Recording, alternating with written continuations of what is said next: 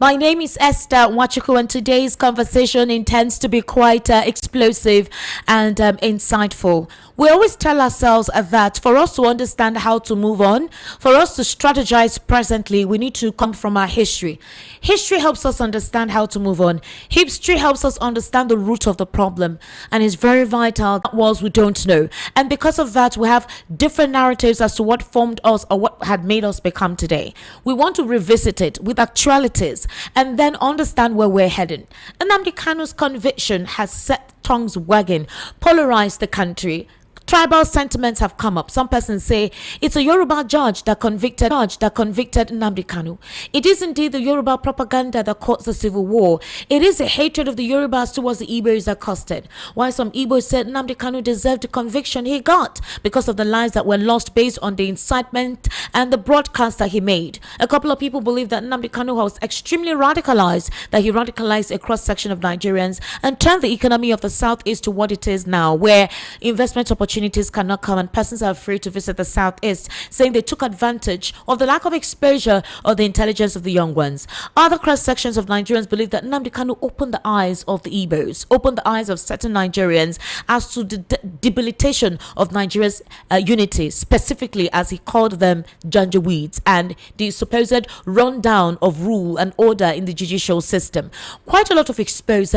Others believe that Nnamdi Kanu shouldn't have come up with that angle, possibly advocate by entering the mainstream politics and infusing the Southeasterners to become core part of the system, considering that after the Civil War, it seems Nigeria has not forgiven the Southeast. Therefore, because of the conviction of Nnamdi Kanu, we're seeing some young persons say, I do not represent Biafra, I am not part of IPOB, and others say, IPOB till I die. Asari Dokubo claims that Biafra is not a word that connotes what Nnamdi Kanu describes. He says Biafra belongs to the Ijos. Again, we're going to be looking at all this historical perspective. Legal practitioners have told us that the judgment of Nnamdi Kanu was unfair, totally ridiculous, and literally reeks of a deteriorating system in the judicial system. Others believe that Justice Omotosho was actually quite lenient in the judgment given to Nnamdi Kanu. And the polity has been set alight, division obviously taken into sway. And again, 2027 is on the lips of everyone as to what should the Southeasterners do or the Igbos do. Because of that, let's go back in time. CBS News did a comprehensive documentary of what transpired during the Civil War. There are excerpts of Ojuku's interview as well. And 8 years ago, Nnamdi Kanu did an interview with Kadaria Ahmed, who is El Rufai's sister-in-law. She has actually worked with NTA, she's worked with channels, and she's also being sponsored by McPherson Foundation. She's a very erudite and ostentatious broadcaster. And 8 years ago, Nnamdi Kanu described what IPOB meant and what his intention was all about. How did things deteriorate to the point where right now there is apprehension, there's anxiety, there is fear, and there's reluctance with the concept of Biafra or IPOB. So let's briefly take a listen to this to bring us back in context. You're going to hear when Gowon called the Igbos his family, his brothers, and he called it Ojuku's war. You also hear Ojuku deny that he did not cause the war. He was not part of the war. He happened to be in it. This will create a context for the conversation we're going to have this evening. Kindly please be patient and take a very close listen.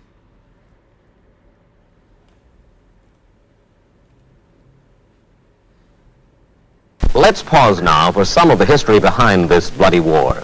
It is said, though no one knows for sure, that 1 of every 4 black men on the African continent is a Nigerian.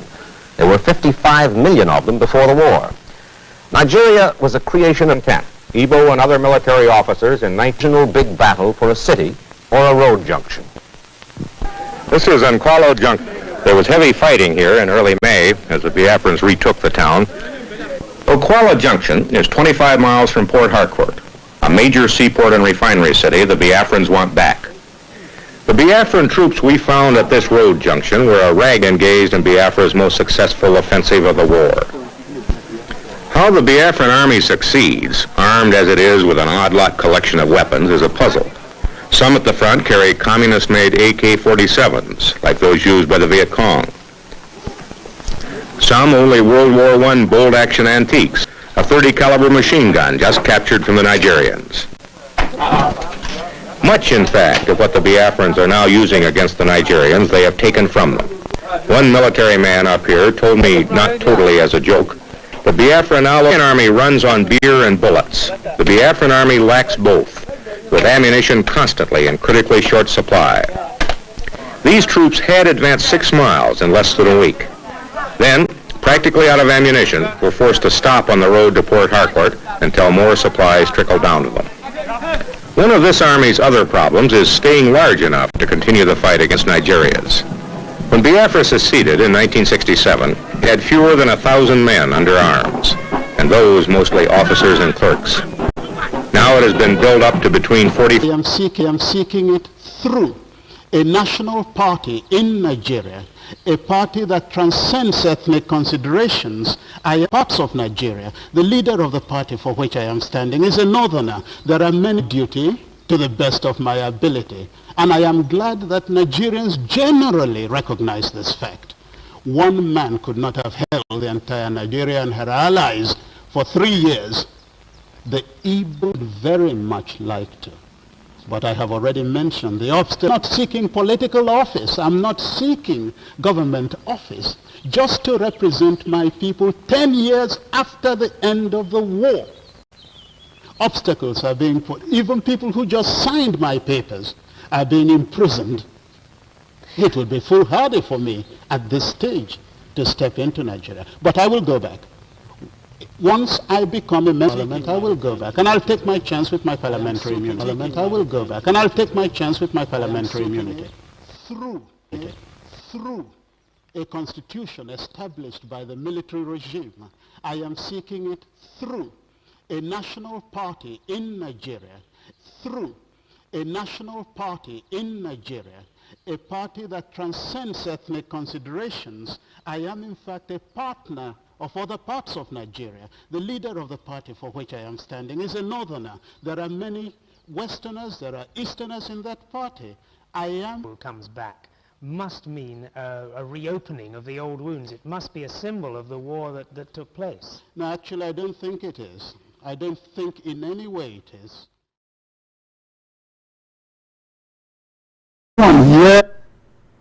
Chief Emeka Ojukwu led the Biafrans against the government. Leading the first one. Yes, I led the first one. And I will say to everyone, I led proudly the first one. I don't think a second one is necessary. We should have learned from that first one. Otherwise the dead would have been to no avail. It would all have been in vain. Ojukwu speaking that there was no need for another war. The Nigerians have actually gone through enough and the Southeast has suffered. It's not something he would want to continue. Now let's take a listen to Nnamdi Kanu 8 years ago in this interview concerning the indigenous people of Biafra as a group and what he stands for concerning that. What does Biafra mean? What does Biafra mean? It means freedom, liberty, fairness, equity, and justice. In practical terms, these are very good sounding words, but in practical terms, what does Biafra mean? Confederation. So, a weak center, very weak, very strong regions. Absolutely. Have you had a change of mind, therefore, about getting an independent Biafra? Because that's what I seem to be hearing. No, I've not changed my mind, no. And even if Biafra means going back to where we were before the white man came. Okay, so you're not talking about a federation when you say a confederation. You're not talking about a federation as part of Nigeria. You're talking about total independence. Absolute independence. Complete independence. Now, is there anything that can happen that will make you change your mind about this particular direction? No. So it is either Biafra or nothing else? Or death, yes. Or death? That's correct. If push comes to shove, yes, will you go to war? No, because truth is a far more potent and deadlier weapon than bullets and mortars. So truth. No war? You've ruled out the... Absolutely, I don't believe in war, no. No war. When I say Biafra or that, I'll keep pushing. Either I am alive, I die in the process, I won't stop. Allow me to repeat, if you don't mind. Had sovereign national conference been convened by the powers that be, where every ethnic nation, I said every I don't care if there's 600. I don't care. Everyone is all the 500 plus. Everyone together to say this is all. Others can delegate, I don't know, powers to other people to attend on their behalf. Sit down to say, what type of country do we want? Sit down, discuss, agree. I can begin to perhaps submit to your position. Is it too late? It is way too late. They've killed too many people. They've ruined too many lives. They've wasted too many souls. How do we bring those people back? If the federal government, given the agitation that is going on, becomes convinced that, you know what, these people have a point, it is time to actually address all these issues, and they begin to systematically address some of these issues, would you change your mind? No, because of the deceptions of the past. No trust. No trust. Aburi was there, it was negotiated. Nothing happened. 1968, if I recall. And the confab report, what became of it? How about the 3 R's? Reconciliation, reconstruction, and heaven knows what else. What became of them? Nothing. Calabar Seaport is not working. Can you tell me why it's not working? The seaport, used by the colonial masters. Why is it not working today? How about Iguacha Seaport? Why is it not being used? Why not worry? Why must we allow only Lagos to function as a viable seaport? In England, where I used to live, you had Liverpool, you had the Sun, which is Portsmouth, Southampton. Everywhere you had harbors and ports. So why must we have only one? I've heard people say these are very valid arguments, and that these are things that are to do with bad governance. So the average Biafran, to use your phrase, or Igbo man in the Igbo, is facing poverty much in the same way that the average guy in Yobe State is facing poverty.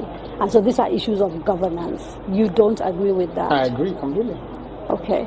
So if that is it, why isn't the agitation about tackling the problem, which is ensuring good governance, perhaps starting from locally? Because part of the allegations against you is that you don't confront your political leaders in the East, and you'd like to blame Abuja for everything. Because the way I would want to solve a problem is not how a Fulani man would want to solve it. You really believe this is an ethnic thing, and the approach is different? No, the approach is different. No, it's not ethnic. It is more to do with value system.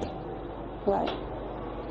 The way you may want to solve a problem could be markedly different from how I do mine. What is the geographical makeup of Biafra, as far as you are concerned, this Biafra that you want? So, for example, if we're doing a referendum, where will that referendum take place? Is it only the 5? It's on, no. It's okay. It's on, which is River State, Bayelsa, Delta, Anambra, Imo, Enugu, Ebonyi, Cross River. Akwa Ibom? And Akwa Ibom, of course. Right. Those are the coasters. Basically. Bayelsa? Yes. Southeast and South-South without Edo State. Without Edo State. That's correct. And then. All right. So that was Nnamdi Kanu with Kadare Ahmed mentioning some states he believes belongs to Biafra. However, let's take a listen to Asari Dokubo countering that statement made by Nnamdi Kanu. The joy is Biafra. The real little bit Oron and a little bit Ibibio. Some few Ibibio. That God. Former President Muhammadu Buhari was still the president of the Federal Republic of Nigeria 4 years ago, when President Bola Ahmed Tinubu resumed office. Asari Dokubo disclosed to us via the press that he was contracted by the Nigerian government to assist the military. He actually referred to them as private mercenaries, and where he also admitted that they assisted the Nigerian military in routing out. Up to today, he has not apologized.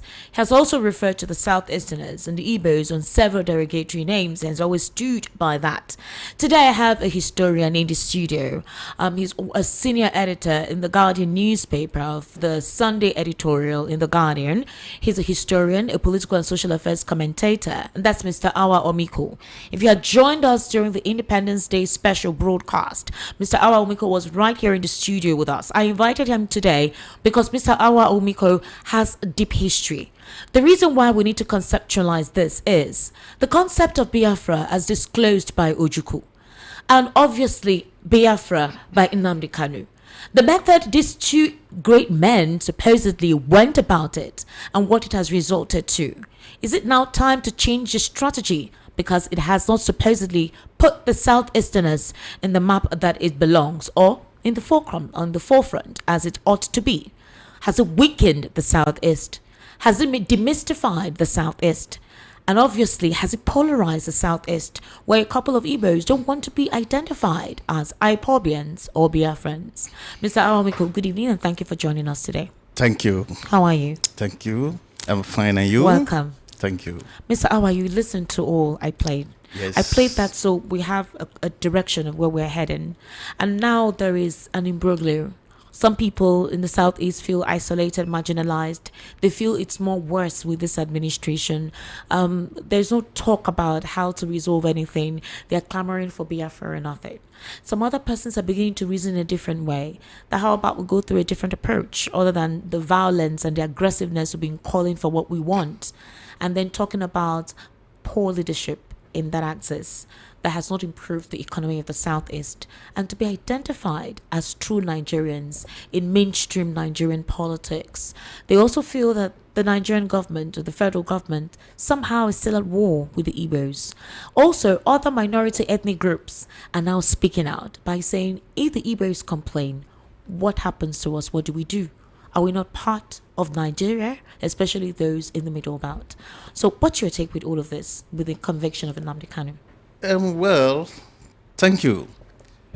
All the commentators have just spoken from their own perspectives. That was Ojukwu, Nnamdi Kanu, Asari Dokubo. Ojukwu that started this all started it as a result of injustice. Come closer to the mic. It started this as a result of injustice in a country called Nigeria. What most people have described as a mismatch of ethnic groups. But in the real sense of it, after the war, Ojukwu himself said Biafra is dead, only exists in the minds of the people, and that it will take another time. He said it will take only those that have the original vision of Biafra to resuscitate Biafra. That was what Ojukwu at a point said, because he has seen the nature of Nigeria and what it entails to fight a war. And he has at the time said the war was a mistake. Yes, he did. Which political analysts have just said, or have agreed, or come up to say, the war was just youthful exuberance of our leaders. That it should have been a mere sibling rivalry. And everything that has to do with that war should have been sorted out instead of going to the field to destroy lives. Ms. Hawa, Ojukwu said it is not Ojukwu war. You listen to go on referring to the war as Ojukwu's war. Ojukwu said it is not Ojukwu war. That was why it happened. He happened on it. It was a child. That war was a thing that came by circumstance. The circumstances were what? The circumstances were injustice. What about the pogroms? That's still part of the injustice. If you look at the cause, killing of the Igbos, the cube. After that, the cube was interpreted and misrepresented. Of which, if you listen to what IBB said of late, he said it wasn't an Igbo coup. It was a coup from people from all regions. But it was unfortunate that the leaders of the coup were mostly from the Igbo region. And the nexus of the planning was not effectively carried out.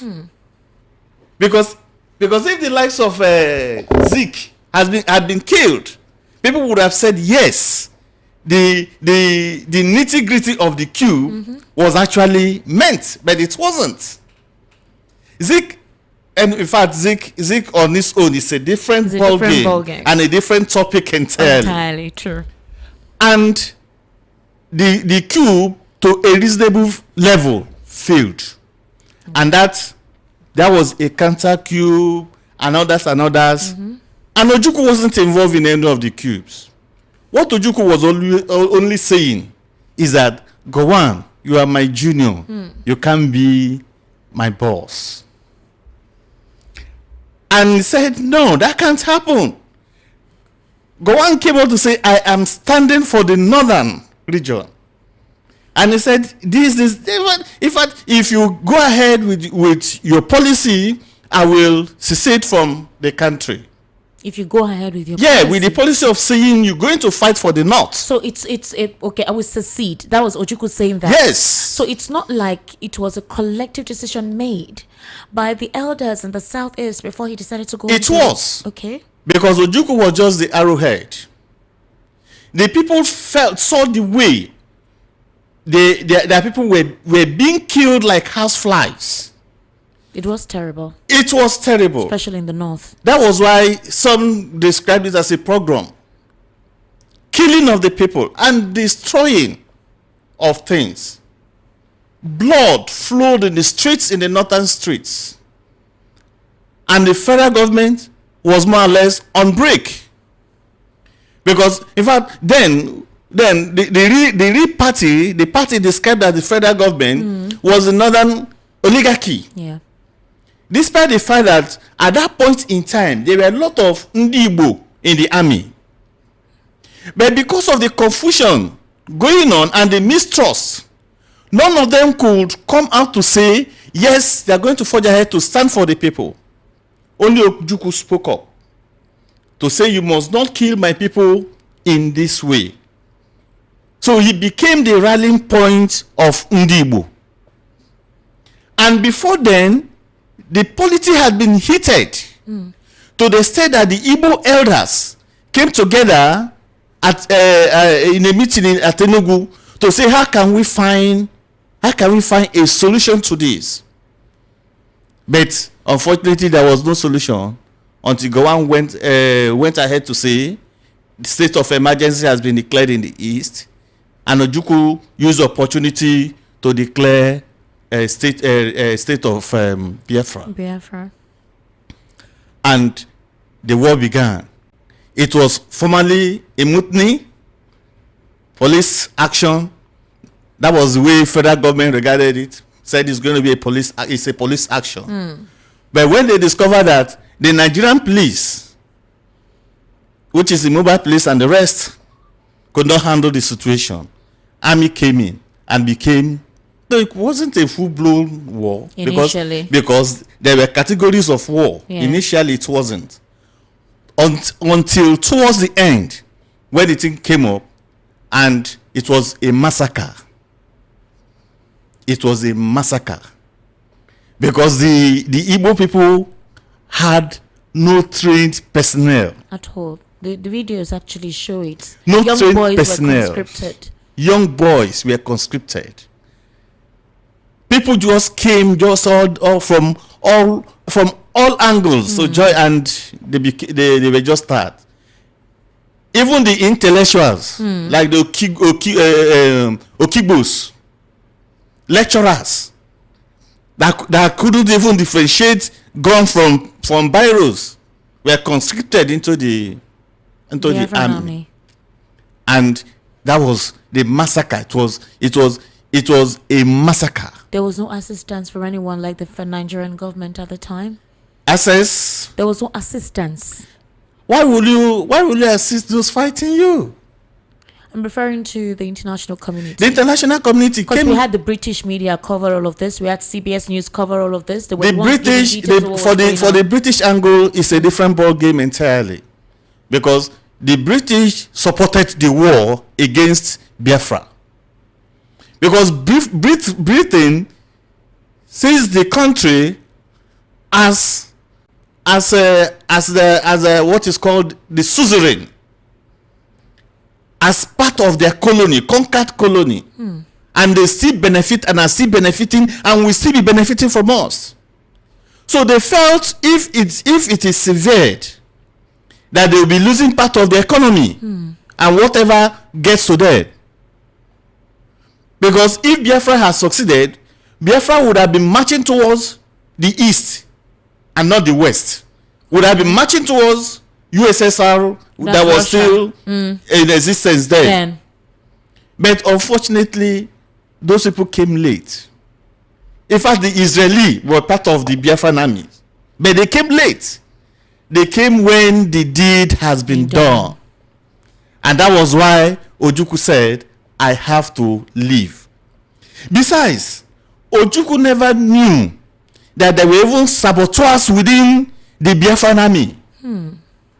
Because when the war was going on, as expected, and it got to a level, other people were clamoring.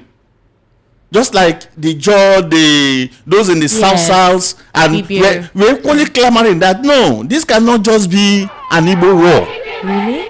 He said they too must have their own And they are country. so exuberant, the Biafrans. And within that period, there was the Nigerian side was able to enter through the crack. When I mean the crack, I mean the saboteurs within. I might not be right to have used the word saboteur, because they all were fighting nationalistic and ethnic war. It got to a level, it became a nationalistic thing. When I mean nationalistic this time around, I'm not talking about Nigeria. I'm talking about an enclave. A Yoruba nation is a national. Ijaw nation is a national. Igbo nation is a national. So it became a nationalistic thing. An enclavement for people to say, let us use the weak center to fight, to stand on our own. But unfortunately, Nigerian, with the support of its allied, were able to bring the war to an end. That massacre made Ojukwu to go away. He ran away. He ran away. He surrendered. Instead of killing himself, as being a brilliant soldier, he surrendered by eloping. He ran away.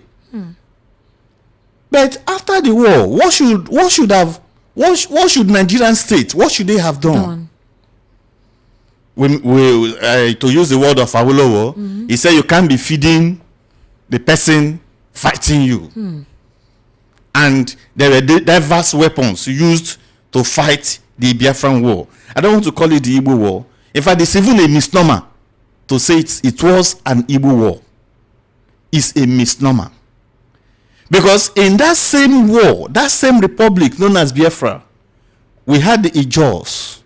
We had the Ijaw, we had the Bibio, we had what's it called? The Anang, we had the Igbo, and other ethnic group within that region.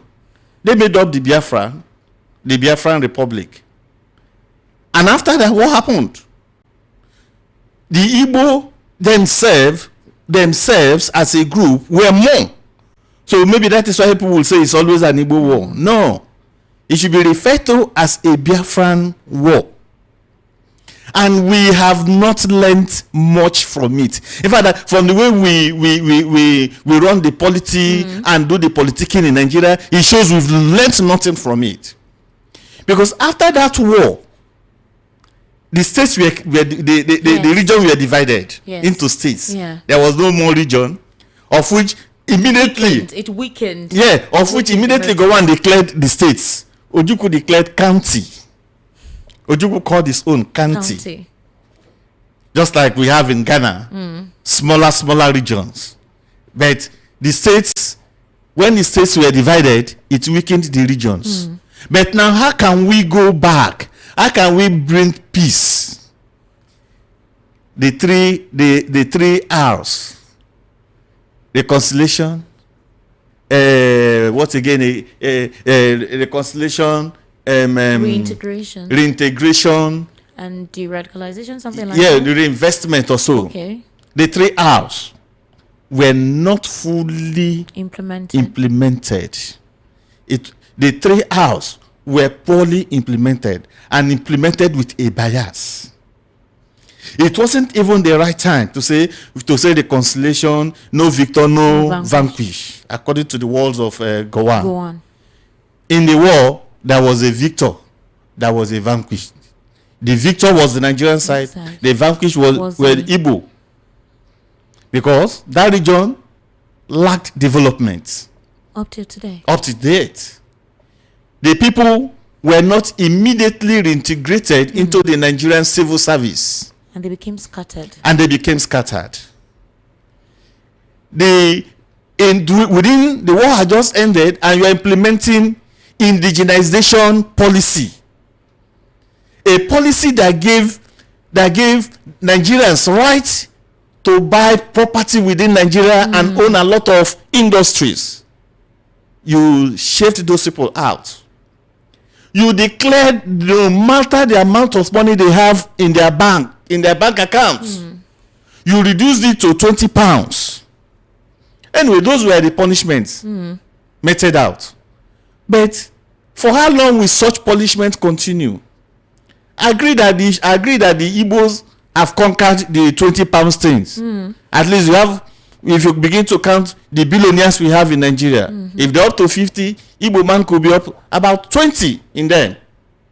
They've overcome that. But an individual cannot develop a state. Just as a tree cannot make a forest. A tree can only add beauty to a forest, but it cannot make a forest. There must be a collegiate effort. But Mr. Awa, let's come back.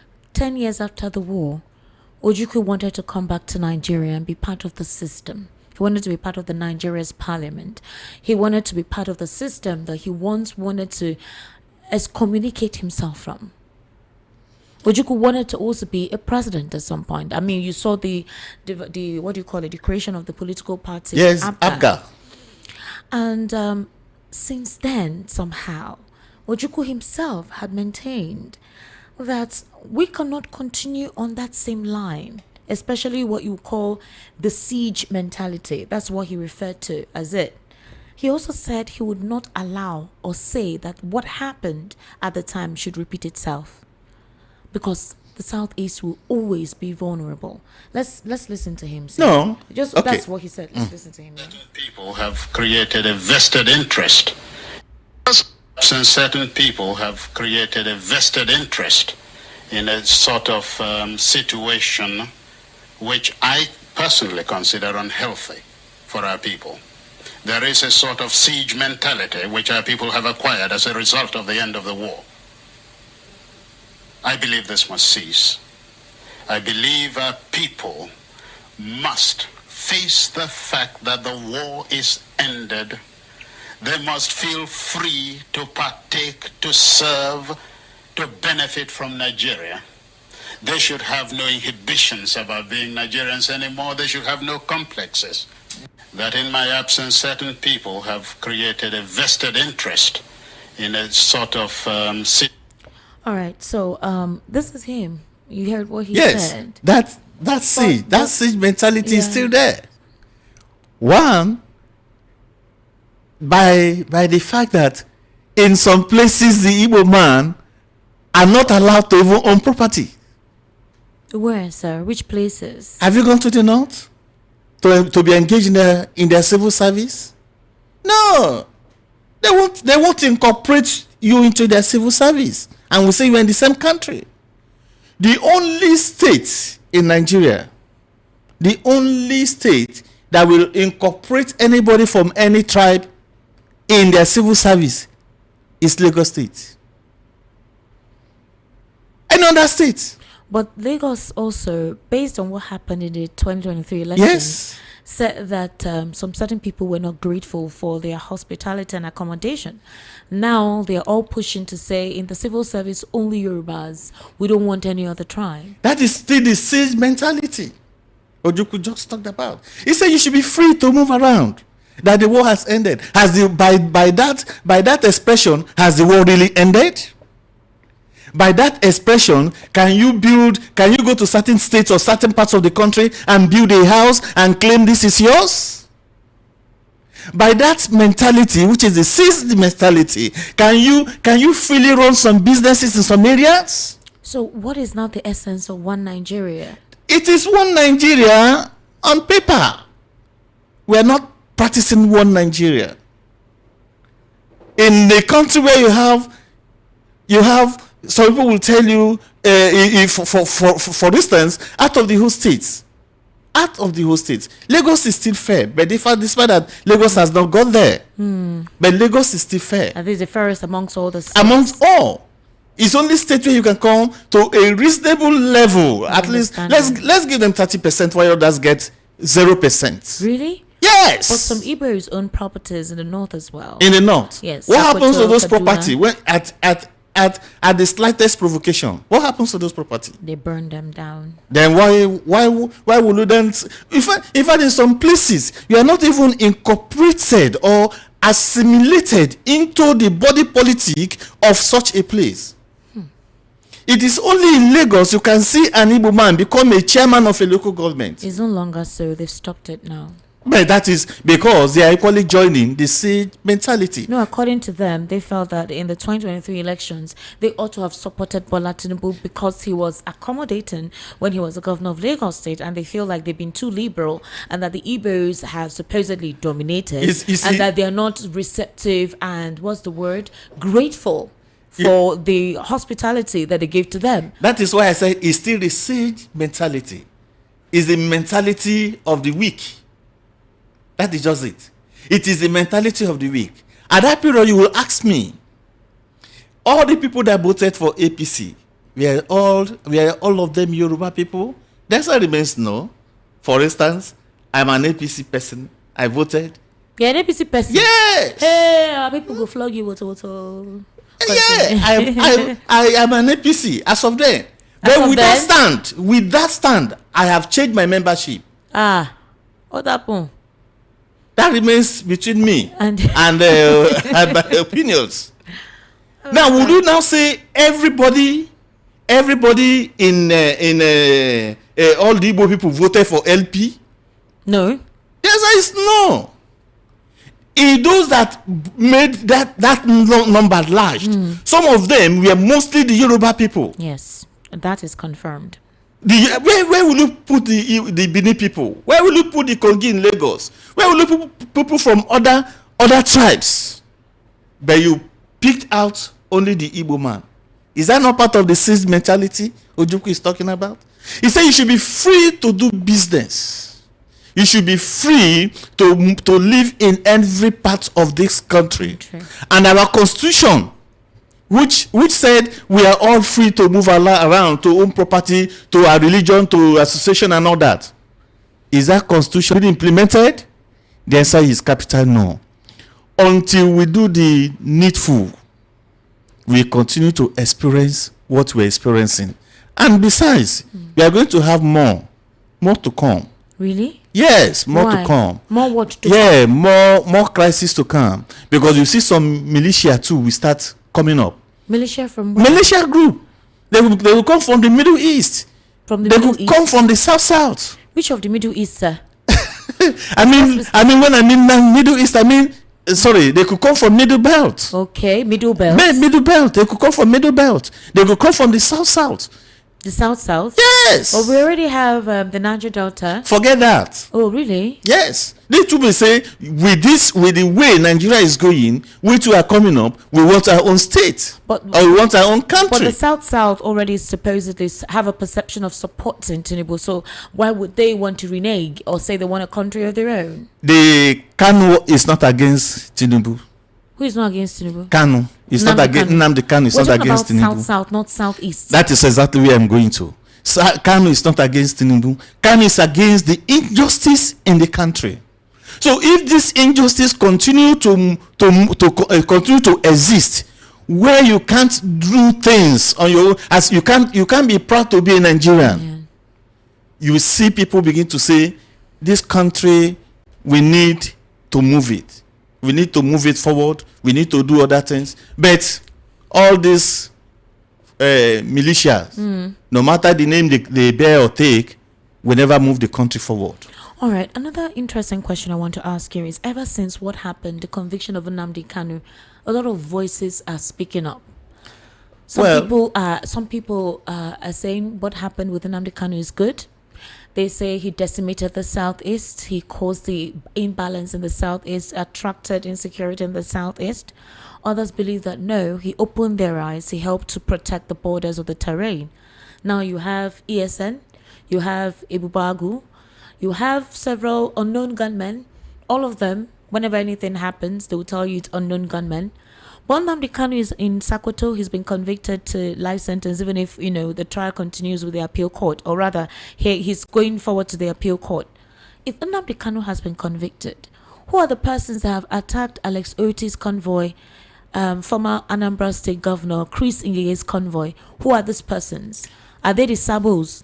You see, when it comes to the issue of Nnamdi Kanu and the Southeast, I stand to be corrected anyway. Okay. That all the happenings there were not totally IPOB. Okay. Were not totally IPOB. As far as I don't support violence of any kind, and I wouldn't say or support killings, you actually find out most of those things are not IPOB. There are even Nigerian government. If you look into it properly, no, there were reports. There were reports on it.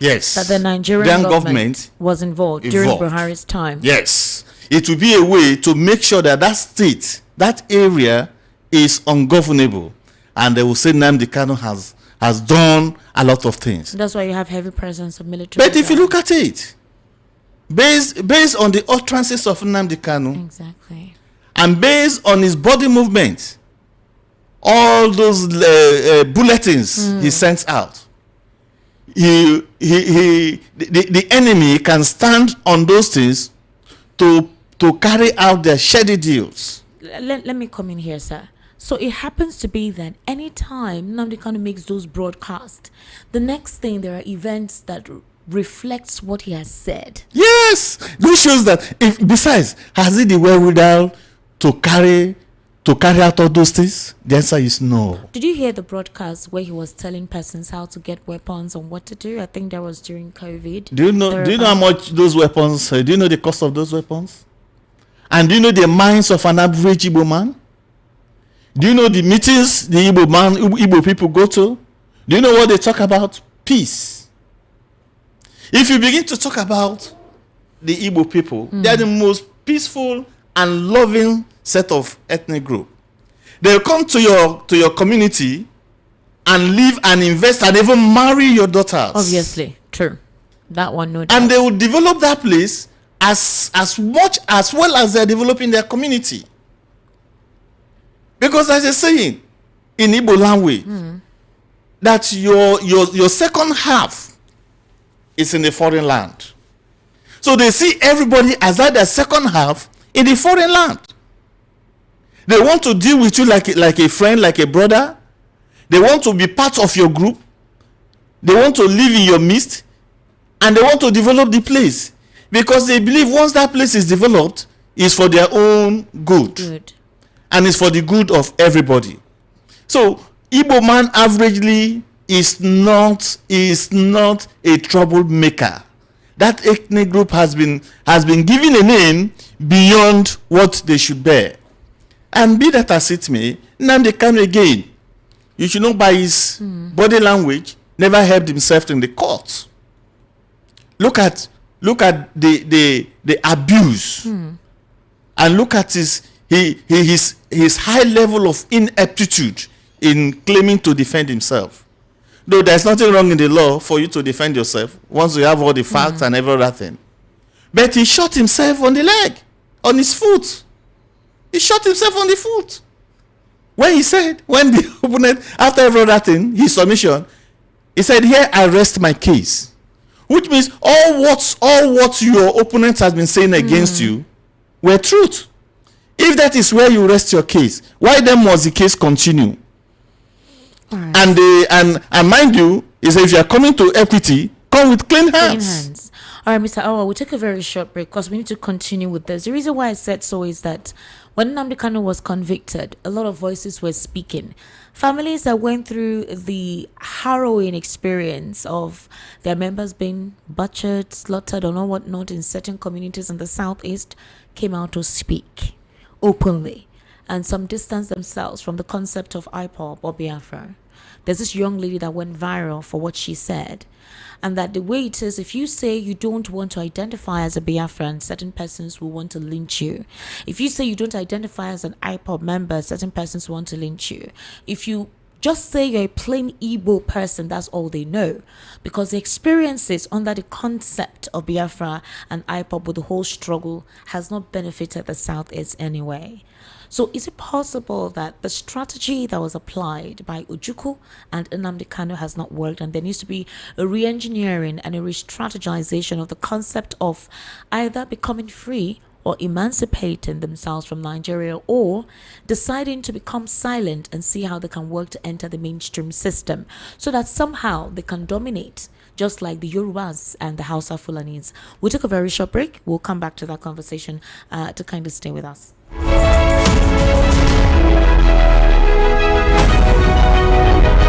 This December, something glorious is happening. It's time to lift our voices, our hearts, and our hands, because hope is alive again. Join Christian Pentecostal Mission International for our annual National Thanksgiving Service. Theme: Thanksgiving of Hope. Date: Sunday, December 7th, 2025. Time: 8 a.m. prompt. Venue: Believers Cathedral, 10/12, Latif Salami Street, off Muritala Mohammed International Airport Road, Ajao Estate, Lagos. It's going to be a day of joy, music, and divine encounter. Ministering Reverend Dr. Mercy Ezekiel, General Overseer, and a powerful worship experience with Minister Sinach. Don't just hear about it. Be there. Come with your praise, your gratitude, and your testimony, because this year, hope will dance again. CPM. Jesus Christ is Lord.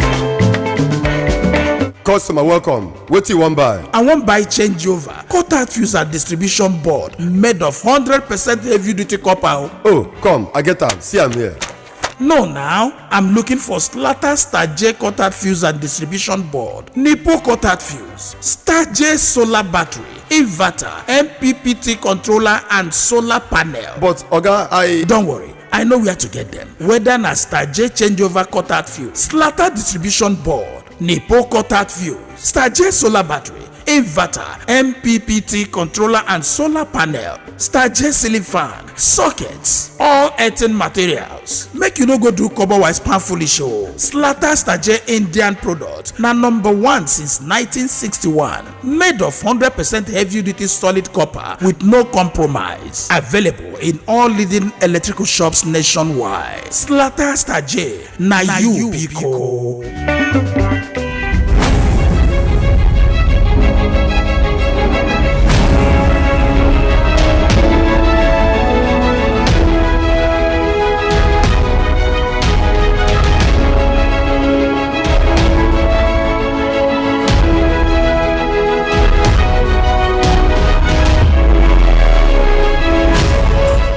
Welcome back. This is still the Evening Rush right here on Voice of the People 90.3 FM. My name is Esther Wachuku. You've been listening to Mr. Awa Omiko. He's a historian, actually, an editor with a Guardian newspaper. Obviously, the Sunday edition of the Guardian newspaper. Basically, that's his editorial. He's been giving us quite an insight into what has happened in times past and how we can achieve Nigeria.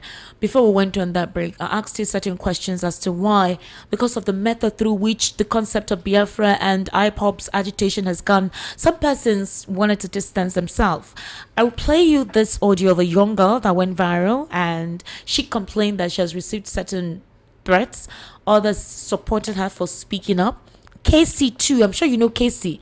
He's a musician. He also was on a live stream, and they asked him a question: "Are you a Biafran?" He says, "No, I'm an Igbo man from Anambra State." He refused to be affiliated with Biafra. What happened? That there is a phobia, or there's apprehension, or something that is meant to be an attractive and a unifying factor. Some persons are afraid of it. So let me play this, and then you will respond. And there was something you were saying that I would like you to expatiate further on. From the men at the top who are Igbos to come speak about Nnamdi Kanu's issue or involve themselves. Maybe they're not loud enough. I laugh. The Igbo people we are one of the smartest people. We are not just book smart, we are street smart, and we are business smart. Okay? You're telling someone to come and support a movement or talk about a movement that he initially is not wanting to be part of. The Biafran movement is not something that all Igbos are in support of. So stop trying, I need people to stop trying to mash us into one. There is a divide already on this movement. Before IPOB, there was MASSOB. How did MASSOB run their agenda so peacefully? But when it was time for the IPOB, we are having chaos. The East is not what it used to be. We can't travel anymore. The UGMs are in play, the ESN are in play. My state is in shambles because I am from the same state as he is. You can't come out on Mondays anymore. You move, you get killed. Why is nobody saying anything about that? We are more worried about one man who put the whole of the East in disarray for doing the wrong thing. There's tyranny, there's treason. Are we going to advocate for a tyrant? You want a cessation, you do not go about it the legal way, and you put everybody's lives from the East into problems, and then you want us to stand behind violence? Has any of you taken the time to listen to Nnamdi's radio channel for 1 hour and hear the amount of hate? The hate! I don't speak on this because it pains me to my blood. I know what we are facing. The Civil War is still a mark. My father was one of them, and he will tell you, anything you do in life, do not advocate for a war. The general who started it, God rest his soul, he came out to say he regretted his actions. He wasn't even here when the chips were down. And you think Kanu will be here when he sets? What are we kidding ourselves? What are we saying? We are not, there are a lot of us not in support of the movement, and that's facts. And you cannot force it upon anybody, whether as a leader, as a statesman, or whoever hierarchy. If I'm not in support, I'm not in support. You can't use my political ambition or my political stance to hold it against me that I'm not speaking up. Igbo people are smart. We choose our battles wisely, and for this battle of Nnamdi Kanu, we are choosing to stay silent, and the people who are chosen to stay silent should not be bullied for their choice. Thank you. Thank you. What do you have to say to this, sir? Yes, the objective of Ojukwu's Biafra is different from the objectives of MASSOB and Kanu's Biafra. And Kanu's IPOB. Now, if you look at Ojukwu came in as a saving grace. The northern soldiers were then just killing anybody. Either you fair anybody that looks like an Igbo. Once your name is not Musa, nor Lusheyi, nor whatever, once they know, you are gone. And they were destroying a lot of businesses as a result of retaliation. It was a vengeful act. An eventful act to destroy, to decimate, to make sure that the Igbos in the north do not regenerate. It's like you're wiping off an entire ethnic group. Which can never be done. The British tried it, they failed. They tried it on the Igbo, they failed. During the 30-year war, known as the Kumeku, they failed. But you can never see that in any of our history books. 30 years. Yes. Before the war with the that was the 30 first years. banditry war Nigeria ever had. But then it wasn't Nigeria. It wasn't Nigeria. Though then there was no country like Nigeria. Yeah, it was the first banditry war Nigeria ever had. It was carried out by the Igbo people against the white men. Yeah, so Igbos have been fighting from time immemorial. So that is why you know that. Don't push the Igbo man to the wall. He will fight you with everything he has. They are Republican by nature. They are not docile people. They are not people that you can just push, you bend down, and they will prostrate to you. If they are prostrating to you, they are only doing it in humility and in respect. But the very moment you try to push them to the wall, they will fight back. The Igbo man tried, the Igbo people tried. And that was why the capital was then moved from Asaba of the South Protectorate. Was then moved from Asaba to Calabar. Let me not shift the focus of your question. As I said, Ojukwu came as a saving grace. Very peaceful man.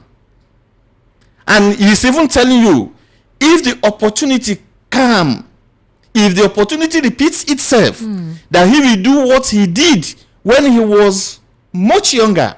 He said he will do it at his old age. And you could see him perform that by forming Abga. And you can see everything Ojukwu is doing. He will tell you people this, that. So Ojukwu's Biafra, quite objective, quite different. And it had a large following. It wasn't violent. It made everything to look, your people, you've been injured. There must be penalty, there must be consequences for people injuring you. But you were saying something when we were on the break. Please let me finish the three. Massob came and was like a flash in the pan. Did all the gymnastics. And where is the achievement? The guy went back because there were some vested interests. And the guy went back. Now, I believe so much that those vested interests have resurrected again in this so-called Kanu. You're referring to Massob. Yes. Biafra moved from Biafra to Massob, and now it's coming to IPOB. I asked you, was Massob peaceful? They were collecting levies from landlords in Anambra State. They were occupying people's buildings. Massob was not as destructive as this. Okay. It was not totally peaceful. You asked a multiple questions, and I'm going to tackle them one after the other. Okay. Massob wasn't totally peaceful because there was a guerrilla group formed underground. I call them guerrilla group because they were not recognized by the state.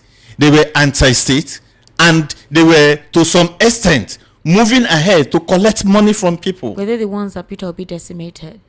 Good. Then together with the market union people, they will come in form of market union, and Benin they will be singing the song of Massob. Then Kanu came. Do you know how much we've lost in the East? Trillions of dollars has been lost just because for a day. And not just that Monday no movement. Not just that Monday no movement. How about other killing within? And look at the caliber of people being unalived. Unalived. Look at them. The caliber of people being killed. Look at the caliber of people being sent to the early grave. Doctors, PhD holders, professionals. Some of them, it took them close to 30 years to amount to what, to have that degree. Calculate from nursery school to PhD level. You know what it means. And one riffraff in the name of agitation will come maybe with a pistol or whatever means. Just bam, kill the person. It will be a loss to the state, to the family, and even to the region whom they claim they want to liberate. They are taking those regions to poverty. This region we are trying to come out from poverty. You are not taking them back to poverty. small businesses that makes up the nexus of the economy of the region is shifting base from the east to the nearest states, and some to Lagos. Why won't Lagosians be hostile? Because they too were suffocating them. That's why they have to say, go back to your state and fight it out. Because we are suffocating them. And Kanu himself is up there, more or less in a visible entity. Why can't he come? So, be all this, put all this in one basket, you will discover that the objective of the agitation has actually changed. And that is why the Akwa Ibom people are now saying, no, we are not part of Biafra. You can't force us to eat. And that was why the Jaw people will say, no, we are not Biafra. You can't force us to eat. And they are bringing the angle of religion and the angle of trying to apportion a divine God, a divine origin onto them. The Igbo man is never a Jew. It's a lie. Where is Henry from? Where is he from? The Igbo man has their own theory of origin. With their communication. And with their communication and everything. True. Very true. You may say there was an influx from the Middle East to the Igbo region, and the people, by virtue of migration, fused and become one group. But you cannot say they are totality. They are all from the Jews. They are part of the Igbo people that come from Benin. All right, Mr. Awa, I would like us to take phone calls. My question now is, what should the Igbos do to be part of the system? The thing became so obvious after 2023, where the data boys of this government decided to not just target Peter Obi, but target his ethnic group. Every day up until today, if you go to social media, that is X, all you're seeing is hate. Igbos this, Igbos that, and then obviously the Igbos are retaliating with their remarks. They're no longer allowing the southwestern press to control the narrative anymore, because when you allow that, then it's dangerous. Because it has a way of setting a precedence for generations yet unborn, and it's dangerous. There's a phobia deliberately being created, and one would have expected that this administration would look for a way of uniting everyone. And that was why when Trump decided to do or say what he said, some persons from the southeast were saying this is very good. The same persons who insulted the Igbos, said get out of this country, we don't need you, were now the ones saying that they were not patriotic at the time when Nigerians needed to support each other. They are supporting an invasion, supposedly. So it's funny how that region is being used for certain narratives at the whims and caprices of any other person who thinks that they are gullible, or people who need some kind of recognition. And so you throw a giblet of it or a crumb, and they hobble around it. They use them anytime they like. Very recently, AGF, former Attorney General of the Federation, Malami, did a picture or a photo shoot wearing the Igbo attire. And this was the same person that was responsible for the extraordinary rendition of Nnamdi Kanu. He's joining the ADC. So you would wonder why the Igbos are used for certain things. And when it gets to the point where there should be a reward system, you now remind them that they're not part of Nigeria. One, I'll take you back to after the war. And that created two classes of people. There are people known as the petty bourgeois, the bourgeoisie, the petty bourgeois, and there's those known as the comprador bourgeois. These are two historical terms. The petty bourgeois are those that stays internally and pretend to be the agents, the go between the local people and the state government. And the comprador bourgeois are those that will tell you, we know everything about the government. We know everything. And these two sets of people are nothing but hungry.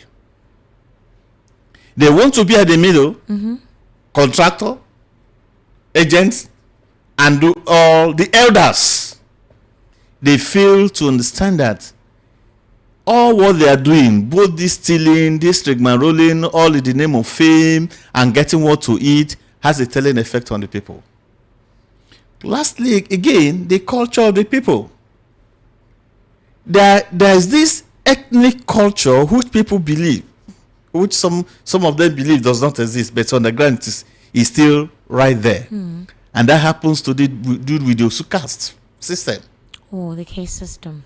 The Osu caste system, people believe that does not exist, but still it does exist. It does. Of late, a friend of mine suffered it. To the point that they are going to marry. Say, no, two of you can't marry. This, that. I asked, what is the reason why they say the two of them can't marry, having courted for a while? He said, this one is Osu, this one. The lady almost committed suicide. Jeez. The man himself almost killed himself too. Both of them almost committed suicide. Hey, but what the man did, just like a man, just went as. Hey. When you still do that, you still practice that, how will you expect your hero to stand within you and you recognize him? Do you prefer to say, let me go to Lagos where I'm recognized and build my palace Property.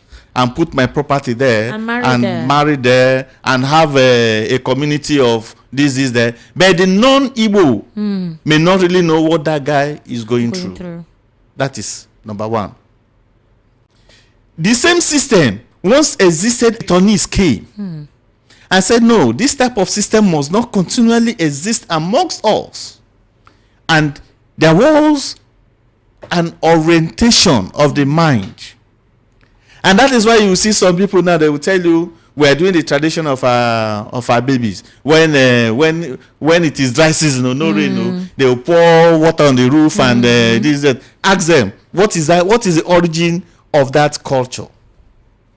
But by education, by socialization, by principle of assimilation and association, they have been able to overcome that. What the Igbo man needs to do at this point in time, they are Republican people. Commerce, they are involved in commerce, in trade. They are good at traveling. In fact, there is no part of this earth you will not find an Igbo man. Exactly. Let them go back. Let them begin to have plan B. Let's develop our region first. All those investments they have outside, let's bring it back. And provide security. Ojukwu once did it. That was why I said Ojukwu happens to be a very peaceful man. If you go to Newi, if you go to his community and other places around, you will see the people, his local people, his brothers and sisters that's into production and manufacturing, they have their head offices in their community. I think that's the kind of mindset Peter Obi has. Is that why he decided to join the mainstream politics away from Aga? Now, again, no stranger can fight your fight. If you read the book Prince, he said it will be folly of the leader to think they can import mercenaries to fight their wars. No stranger can fight your fight. Even if you must invite strangers, you must be at the forefront of it. All right, Mr. Awa, you're going to respond, but let me just take calls, okay? The number to call is 08036929933. Please, as short as possible, all right? I needed Mr. Awa to really put us in context, to educate us, so I sincerely do apologize that we're just taking calls now, okay? 08036929933. 08036929933. Hello, good evening. Turn down the volume of your radio, please. Quickly, okay? Okay. 08036929933. That's the number. 08036929933. Hello, good evening. How are you? Hello, good evening. Good evening, sir. Welcome. What's your name? My name is Williams from Akeswan Axis. All right, sir. Please go ahead. Yes. So I just want to, I'm just laughing here. Okay. Because most people, when they are talking about what happened to people and whatever, I'm laughing because they are not really involved. I'm an elder. When your house is burning, you can't be pursuing rats. Igbo. So that is not the number. It should not be like that. We should be able to separate ourselves and know our identity, know who we are. Okay. During that time when it happened, I ran out from the barracks that barrack behind the examination body. That's why. Okay. With Captain Etu. The outside guys accosted us, but luckily for us, they were not having gun. Okay. They just wanted to catch us. Then they met with us at Morocco. There's a place they call Morocco there. So Captain Etu wanted to succumb to their demand that we should go back to the barracks. I told them I'm not going to the barracks. Before they knew it, I took off. I told Captain Etu, look, if you don't move, your own is gone. So we all ran down to the east. All right. So we got to the east. All right, thank you, sir. We need to take other calls. Mr. Awa. Yes. It's very possible that IPOB was infiltrated and that the carnage that was carried out in the southeast was not tied to IPOB, but by certain elements who used some of the things he said to carry out nefarious activities to bury the movement. I have said it. Yes, that is exactly what happened. Just like that was exactly what happened. And that is why, if you must be a leader, you should know how to present yourself in public. You should know what to say. Okay. And you should know how to even say them. Those things. All right. Hello, good evening. How are you? Hello, good evening, sir. How are you? I'm fine, sir. Welcome. Please, what's your name? For some time. Hello? I said you have been away for some time. I miss you. I was on leave, sir. I was on leave. I need to eat more oha soup. I'm happy you are back. Thank you. Yes. Tell the person you are talking with in the My studio guess. that the war was no victorious vanquish, meaning nobody won the war. Even though you are not defeated in the war. The history is alive. Hello? We are listening, sir. Yes. Tell that man that the war ended no victor, no vanquish. Go and look the meaning of no victor, no vanquish. Nobody won the war. All right, sir. And let me tell you about Nnamdi Kanu. That federal government of Buhari brought people into Imo State, into the entire East, to be killing people. It was not IPOB. Anybody that's telling that is stupid. No, now. Oh, I know they like this kind of thing, no. Anyway, bros, you've not been listening from the beginning. You will know that all that has been said. I don't like this kind of thing. We don't abuse people here. You know that all that has been said. And now why then they say una sometimes now only one road like this una they go. So why you know they branch. Be coming down. Don't be insulting on this platform. If you do that, I will flog you. All that has been said, that it wasn't IPOB that carried out all those nefarious activities. A very good job, because you start from the beginning. Why wasn't IPOB proscribed? When IPOB was proscribed, was IPOB violent? Who started the violence in Igbo land? Was it IPOB or Buhari government? These things is your duty as a press, as a journalist, to educate people, because when you start from the middle, it seems that IPOB was so violent from day one. No, even like you people would say Nnamdi Kanu jump bell. Nnamdi Kanu didn't jump bell. Nnamdi Kanu was in his house before they came to kill him. So press is a problem in Africa, not only in Nigeria but in Africa. That is why where I live, that's where we have clarity, because press, police and okay. Bros. I don't think he cannot hear us. He's calling on WhatsApp. He's calling on WhatsApp. Yeah, so he started talking before I raised up the fade. And I don't think he has been listening to what No, he actually said we're doing a good job for starting from the beginning. Yeah. But he was also saying that other outlets, other media platforms don't get to do that. Okay. In terms of having to make people understand what happened from the onset. And that's basically what's referring to. We never said here, I never said here that Nnamdi Kanu jumped bail. No. He's reacting to the issues. He's also giving context to what happened. But the other man should know that in principle, the theory was no victor, no vanquished. But in practice, was it no victor, no vanquished? Hello, good evening. How are you? Yes, this is Collins calling from Yanapaja. Collins from Yanapaja. Welcome. Yes, I agree with what Mazi from Deutschland said. Okay. Germany. Yeah. Mazi, I'm greeting you wherever you are. Yeah. Thank you, sir. No, are you Mazi from Deutschland? The issue here is this. Mazi has said it all. all these atrocities that is happening in the East wasn't carried by the IPOB. It was the terrorists of the Fulani government that is causing these endings in the Southeast, and God will pay them for that. For killing our people and making our people to go suffer, God will punish them 100-fold. Thank you. Yes, sir. We've actually noted that, and that was one of the things we noted here. That hello. Okay. Hello. Hello. Hello. Good evening. Good evening. How are you? Hello. Good evening, Esther. Good evening. Welcome. How are you? I can hear you. Go ahead. Can hear me. Yes. I want to chip into the conversation. Go ahead. Your name, where you're calling from, please. Okay, my name is AGK. I'm calling from Ikoto. All right. Go ahead, AGK. Go ahead. This narrative. Okay, the narrative I'm pointing out that when Nnamdi Kanu would eventually come back from London to, because right there he was also back. Hello. Can you hear me? You're skipping. Yeah, can you hear me? You're skipping.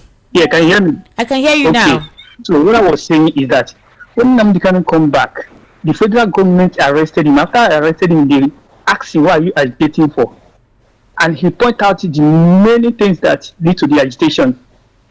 The bad road, the seaport that is not working on the Calabar and Jetta, different sets of that are making him to agitate. Okay, you now muted yourself. If you're calling on WhatsApp, I beg, let it be that your network is good. And don't use your ear to mute yourself. I think that's what has happened to this guy. Or the data. Or maybe a call interrupted. Hello, good evening. Hello? Hello? Yes, good evening. What's your name? Hello? I can hear you. What is your name? Yeah, Esther, this is C2 calling from Freetown, Sierra Leone. C2, please don't insult on the program. Thank you very much. Go ahead. Yeah, Esther, I don't know if you can hear me very well.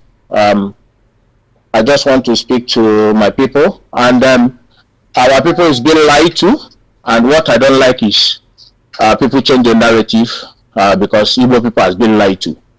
I think when the truth will come out, I just pray by the grace of God, if God makes it and P2B came, that is my own prayer, and he regained his leadership, which is going to regain, and he won the election, and we wrote him to open an investigation what happened in the Southeast. We do, and from the Southeast we know what happened there, okay? But because, just like my brother said from Germany, the press are so biased when it comes to Southeast, okay? But nobody again in this world will tell our story, because the Western media, the Southwest media have projected the Igbo people as the most horrible people on this planet Earth. It was Nnamdi Kanu who came out and debunked all those rubbish about our people. Mainly they call us the money rituals and other things. But I want our people to understand something about why Nnamdi Kanu was agitating. He was agitating for the stealing of the money that meant for the school and dilapidated road and everything that's supposed to come to the Southeast. The Igbo politicians are embezzling it. He said no. We need to ask them to release the list that Nnamdi Kanu asked them to implement in the Southeast. Ask these Igbo politicians to release it, because our people has been lied to.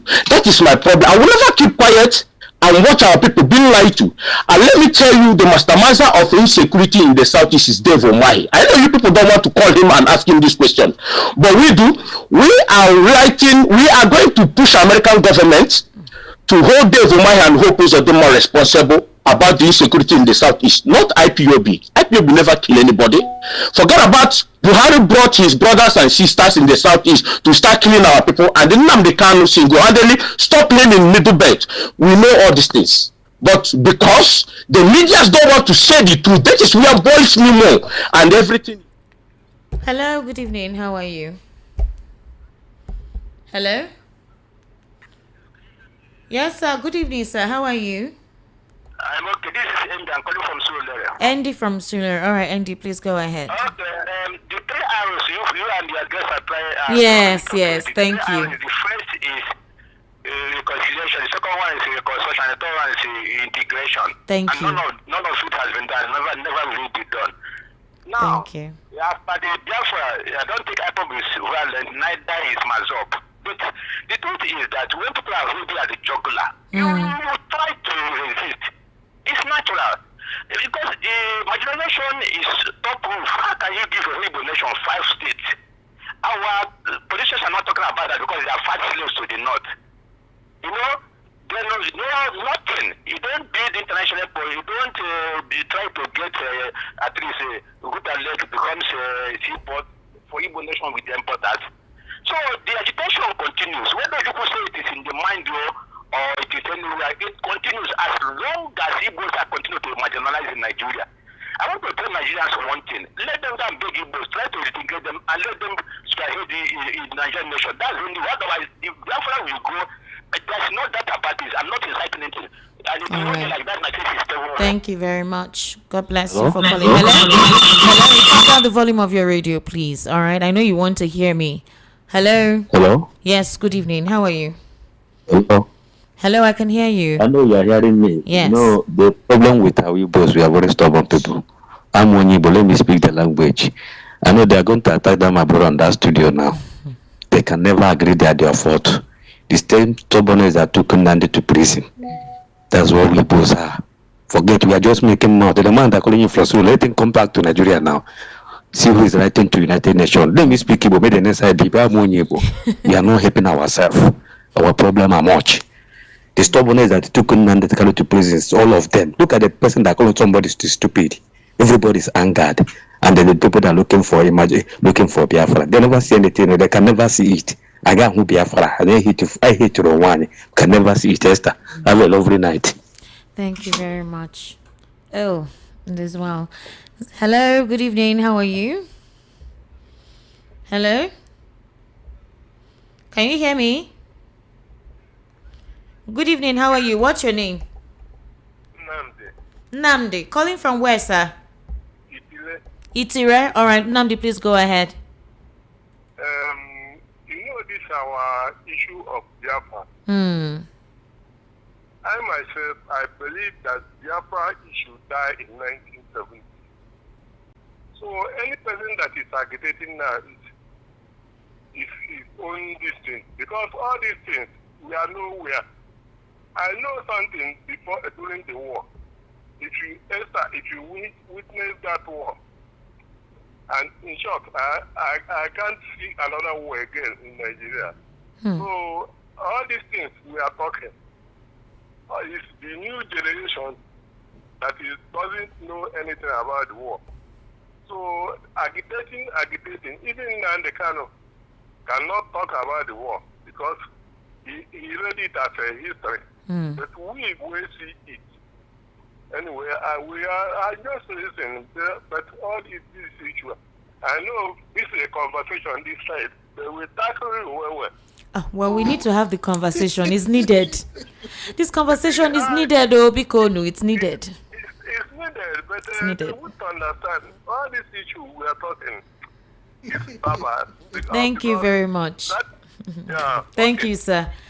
My mom at the time, she was a baby. She I think she was about 12 years. So she said she used to take food to her brothers who were on the front line at the time and her uncles. She was the first child at the time. Her mother was pregnant for their second child. She said it was not a good experience at all. The only thing she would always tell me is always stand out. That's all she would say, because it won't be given to you like every other person. So you just need to be exceptional. That's what she always preached. Hello, good evening. How are you? Hold on, I think I have somebody on WhatsApp. Hello? Hello, can you hear me? Hello, sir. I can't hear you. 080-3692-9933. 080-3692-9933. Hello, good evening.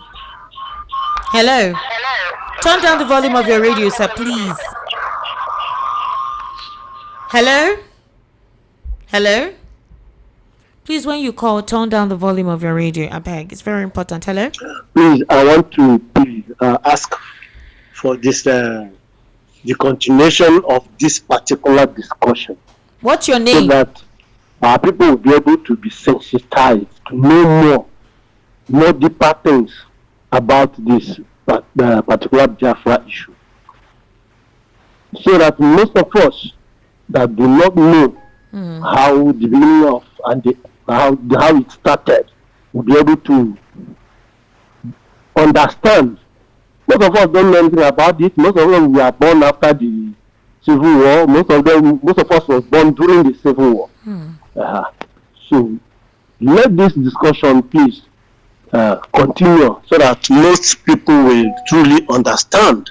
You know, the history was erased from our curriculum. True. Nobody knows the history of that. The Civil War was removed completely in the Nigerian curriculum. So most people don't know anything about this war.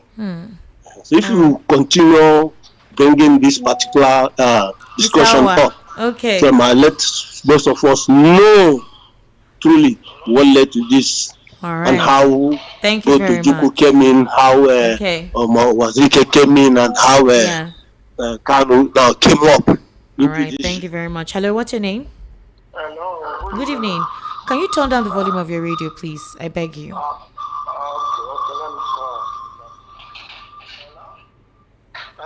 Yes, I can hear you. What's your name? Okay, my name is Chukwebuka, coming from Sola. All right, please go ahead. Okay, my own issue on this Biafra issue that and the Nnamdi Kanu issue that let's not make mistake about it. Nnamdi Kanu started this agitation in a peaceful way. He didn't mean to carry it in this form. It was the late Buhari that pushed the whole narration because the agitation was to create referendum. And meanwhile, why Igbo people, youth, protesting peacefully, Ole Buhari have to bring out military to clamp them down.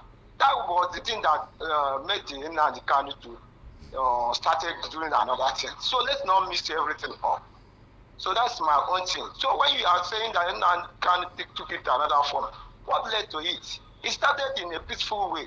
Seeing your people being killed, armless youth protesting just to make a referendum, and they keep on clamping them down, treating them roughly. So that was the thing that triggered him to become angry. So I have to make people to understand that Nnamdi Kanu didn't start all this thing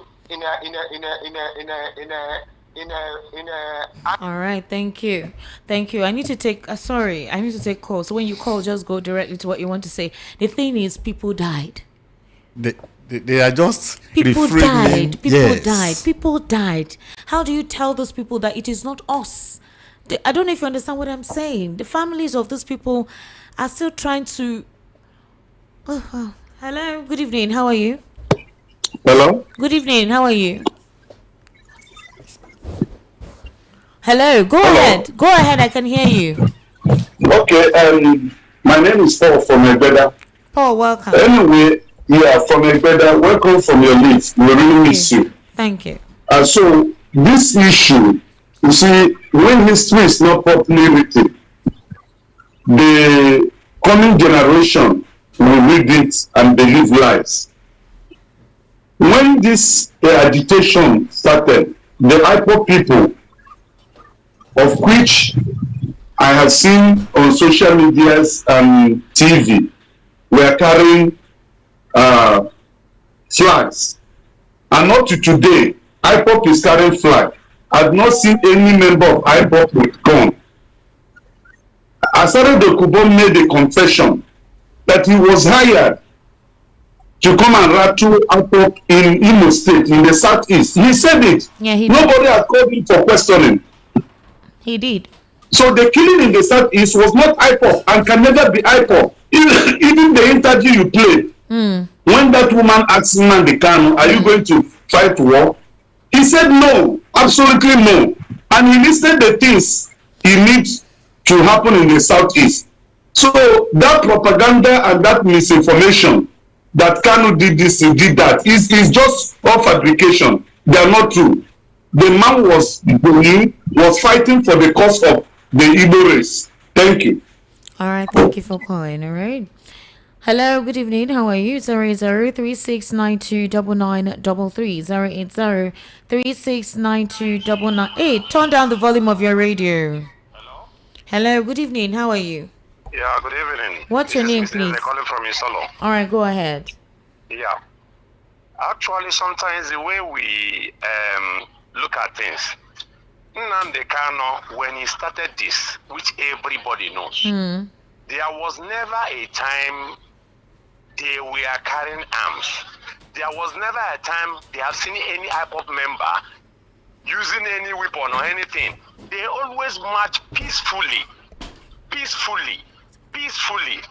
Sometimes we easily forget. There was a particular point in time they were inside a field, praying. The security agencies came in there, opened fire on them. They were not even on the streets. Open fire. At a point in time, Nnamdi Kanu now begin to lament that you guys will not see what is happening now. That look at the way these guys are massacring our people. That one will begin to carry arms, that you guys will begin to talk rubbish. He said he's going to listen to his brokers. That Nigeria are not seeing what is happening now in Southeast. He is shouting about it all the time. You talk of the only arm of IPOB that is carrying arm was ESN. And what necessitated ESN coming was as a result of what is happening in the Southeast. Due to these Fulani herdsmen coming in, going to villages and villages, massacring people here. And our governors could not do anything. Rather than they will only go there, lament, commiserate with people, and say it will not happen again, and go back. Tomorrow the Fulanis will come back again, kill, massacre, go back again. Our governors will only come, lament, comment, commiserate with people, we will look into it. They will go back again. Nnamdi Kanu said no, that it will no longer continue to happen. That what will happen next, that he is going to form ESN to protect our people, to protect our forests. The Fulani, we are not telling you guys to not be in the Southeast, that you should not do your business. But if you want to do your business, go and acquire land, fence it, put your cow there. Or you go to the town, just the same way we go to your place, we go to the town, rent shop, rent this thing, and say, you people should stop occupying our forests. That was the command he made. That anytime he sees anybody occupying a forest with their cow, that the cow is bushmeat. That was the only time Nnamdi Kanu floated ESN for that particular reason. But ever since Nnamdi Kanu started this agitation, there was never a time in the history that IPOB were carrying, rather than they were only carrying flag. Marching peacefully. Thank not you. hurting anybody. Thank you. We need to take other people's calls, okay? And read messages. Private military company. So I want you to take a listen to this. I have a private military company that was engaged by the government of Nigerian state. And I've been doing the work for the Nigerian state. Private military companies exist all over the world. We have Black Waters, we have Wagner, we have so many private military companies. They are not even new to Nigeria. The only thing new is that maybe a Nigerian is now providing the same services that South African and Belarusians and other people provided. And we fought, we are fighting fight by fight with the Nigerian military in many places. All right, that was Asari Dokubo admitting that he has a private military wing. Hello, good evening. Good evening, how are you? Yes, good evening. Good evening. Oh, speak up, oh, your voice is low. Yeah, my name is Okuda. You've muted yourself, oh. You've muted yourself. Chai. When I wait a call for WhatsApp, oh, when they do as if now your pikin set up the phone for you, because and I would have loved to hear what you wanted to say. This person says, Esther, good evening and greetings to the historian in the studio. The question has the war really ended is begging for answers. Federal character in government, zero. Infrastructure, zero. Appointment, zero. Even when you are house hunting, they will likely frustrate you here in the southwest before you get an apartment. It's quite unfortunate. Desmond Ugochukwu from Egbeda. All right, Esther, good evening and welcome back from your leave. Greetings to your guest, and I'm so much in love with his in-depth analysis. Esther, what you should know is that Biafra has become a mind thing and cannot be wiped out easily. Igbos have been suppressed in various ways, but cannot be exterminated. In other regions, they can have the same mindset like the Igbos. This country will have a rapid development. Thanks, Daniel from Agege. Esther, good evening. Good evening to you. Thank you so much. Tell your analyst that he's not being truthful with his claims. I know countless Igbos who are civil servants in Ondo State, in the media, judiciary, academics. I know those with properties and businesses in Akura, Ibadan, some of whom, if you weren't told, you wouldn't have thought they were not natives or aborigines. I know innumerable Igbos who own properties, do business work in government establishments in the north, in Zaria, Kaduna, Kano. Some of these narratives are what caused the so-called hatred against Igbos. However, there is no denying the fact that there is injustice in the land, and it's not limited or isolated to any specific region. I am a Yoruba man. I'm also facing injustice the same way the man on the streets of Kano, Owerri, Port Harcourt, Warri, Calabar, Benin City faces injustice and marginalization. Meanwhile, in my own view, Ojuku's antagonization against Gowon on the basis of injustice wasn't particularly or entirely for himself, an Igbo man, but for a certain General Ogundikpe, a Yoruba man who was General Gowon Senior in the army. Esther, on the way forward from the harrowing experience of the Civil War and for development, I think we need to consult and make use of the findings and conclusion of the Justice Chukwudifo Oputa's panel in the 2000 or so and the confab during GEJ's administration, which late President Muhammadu Buhari said he was going to dump in the so-called National Archives. And Vicate from Ikotu. Wow, St. Vicate, well done. All right, I have highly learned so much and I'm highly appreciative, and that's the only reason I am texting, because I have decided never to text whenever you, Esther, or Chioma are on air, because you all don't read my messages, and I figured it's an Igbo thing. Think what you want. I text the A-list radio stations and my messages are most times read. I beg you, your pride is too much. Which one is A-list radio stations? What are you feeling like? You're full of yourself. Ogini. But don't get it twisted. I really, really like you. Good evening. Oga, why now? I like you too. Mwah, chop kiss. Okay, but don't worry. It's not deliberate. Trust me, it's not deliberate. So no vex. It's not personal. And the radio station, our radio station is A-list. It's A-list too. What's wrong with you? My name is Joseph. Please help me ask your guest, what is Kanu's demand from Nigeria? If your guest has a room in Southeast or his brothers Igbos are suffering from Alaba International, equity and justice, all that he said is happening now. Oh God, I don't understand this, your message. My name is Amadi. Okay, my name is Amadi Ibekwe. Buhari used Asari the Kubo to destabilize Igbo land by using UGM, that's unknown gunmen, to kill Igbos. Igbos don't kill. All right. This person says, Esther, you as you played other videos, I hope you played this one. Okay, there is no time, no vex. This person says, okay. Wow, this message long. Good evening, Esther. Your analysis is very good. Who is not hiding one finger, came out openly, answered your questions well by saying the truth about what is happening in the eastern state without supporting evil like you now don't start now. Why are you calling somebody's name?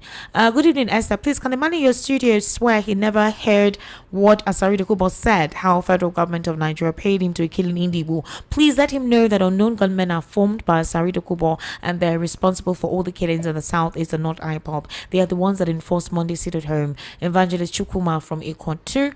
All right. Now, the lady speaking against MNK's actions. My question is, everybody agreed in one Nigeria. Look, it's not possible that everybody will agree to one ideology. She should stop making noise. Your guest has said it all. Nigerian government has handled what is happening in the east, just like what is happening in the northern Nigeria now. Nigerian government not having hand in Nigeria's insecurity. The northern youth leader said they will make southeast ungovernable. We have seen it happen. We know what is really happening in Nigeria. This is Okiosisi in Isolo. All right. Good evening, Esther. How are you? I'm fine. My name is Joseph Ekpanyong. With what is happening now in the country, with the Ibibio people now are fully ready to support the Igbos. Okay. Thank you. I remember on a book review, an interview of how the name Biafra came about. It was centered around ongoing incidents in Bayelsa as the word Biafra an Ijo word. How it was adopted by Ojukwu and Kanu to be an Igbo thing is what I don't get till today. Adding South states to his own version of Biafra is a joke. Then again, when would the so-called historians talk about how the so-called Biafran soldiers captured people from South region, forcing them into their army and killing them? No one talks about that side of history, only focusing on the side of Igbos and FG. Kanu's ignorance, arrogance, and tyranny helped set the Southeast on fire. If you say agents of FG are killing you, how can you also set up your own militia to kill people you want to be free in the name of agitation? This person is who? Tay, good evening. Good evening, Esther. Please, we are not safe anymore in Kwara State. Our president and governor are not doing anything about it. I am only kind of Babi January from Oshodi. President Tinubu, Kwara is not safe for Biko. All right, this person says, good evening, Esther, the invited analyst. I'm Daily from Ikorodu. All good students of history know that it is not accurate to say that all Igbo depositors were uniformly given a flat £20 after the Nigerian Civil War, regardless of the amount they had in the bank. It was those who transferred their funds to the Biafran banks or had their funds in the Biafran banks like ACB that were affected, while the Igbos like Ekweme who had their deposits in the Nigerian banks, nothing happened to their funds and had them intact. Also, the federal government of Nigeria introduced a rehabilitation program that provided a modest cash allowance of £20 to displaced Igbo civilians who could prove they had lost property as a humanitarian assistance and not a full repayment of bank balances. Some depositors and property owners were eventually able to recover part of their balances and property after legal and administrative processes, including Ojukwu himself regarding his property in Lagos. Okay. After how many years? That's what it took Ojukwu a long while to recover those properties. They weren't just done overnight. And he must have spent a lot of money doing that. And as a way of settling him, just to make sure he's settled. So can I take some of the questions? Yes, you can. Okay. Quickly, please. Yeah, I think some of them are just rigmaroling and around what we've said. They're just repeating all what we have said in a different way. But the issue is that there was a question you asked before this break. You said, what is the way out? What's the way out? Now, I will want us. When I mean them, I mean us. All of us are involved. Because injustice done to one is injustice done to all. If you say that the East is boiling and the West begin to clap for the situation and say, well, they deserve it, let them know that one day the problem will get to them. Now, if you study the Yoruba history, you discover that there was a time the Egbas wanted to leave. They declared their own independence. In fact, they had their own flags, national anthem. They have everything until the colonial master said, no, you can't do this. There can never be a republic in a republic. That was the judgment that made them to remain in Nigeria. And that same judgment was applied to Fela when he had what's this name of this republic in Surulere. That Fela used to have an enclave he called the Kalakuta Republic. And one of the judges it's a matter of going back to the law book and say, Fela, you can never have a republic in a republic. In the republic. Now to the east, we can split. There's nothing wrong in Nigeria splitting. There's nothing wrong. Yes, Yugoslovakia splitted. USSR splitted. There are countries in the world that splitted, but through plebiscite. In 1962, part of us left Nigeria for Cameroon. The Eastern Cameroon used to be part of Nigeria. But they said, no, we no longer want it. And the government said, okay, they are free to go. Let them decide. But due to what we've been having, this ethnic jingoism, this separation and this suspiciousness, it's high time we go back and rethink of our unity. If we want this bloodletting, should we want this bloodletting? And if we want the bloodletting to continue, let the injustice continue to go on, and let us all be encaved into this contraction referred to as Nigeria. Yeah. But if we really want peace, let us do it the way other countries are actually doing it. I know it may not be easy. Who told you that if we split, we can't live at peace? Or the problem will end anyway? It won't. It's an alleged solution that the problem will end. No. Because some of these things are ethnic, some of these challenges arise up from suspicion within the ethnic groups. One, if you ask me a solution, let us invest more in the East. Okay. Two, let the Easterners mingle freely with the people. Let there be a change of our constitution. That constitution is more or less a unitary system constitution, where we think we are practicing federalism, while we are practicing unitary system in effect. Our constitution is written, said this is a federal republic of Nigeria, our system of government is federalism, but in practice it is unitary. Let there be a centralization of power. If you must practice federalism as a way of bringing us together, which was one of the things that they said is going to be a cure. You said something important. The constitution yes, needs to be overhauled. Right now they're doing what you call constitution review. That review is some part of the constitution is don't touch. The review shouldn't be don't touch. We need a clean constitution. For instance, the chapter 1 of that constitution says we all agreed. How many ethnic groups agreed? We all agreed. And he said, before you, if you are born in Nigeria, or you have lived in Nigeria before October 1, 1960, that makes you a Nigerian. You can see even the citizenship is in question. All right, so what should Indibo do? Because right now, that is what I'm saying. If you speak against Nnamdi Kanu, they'll call you Sabu.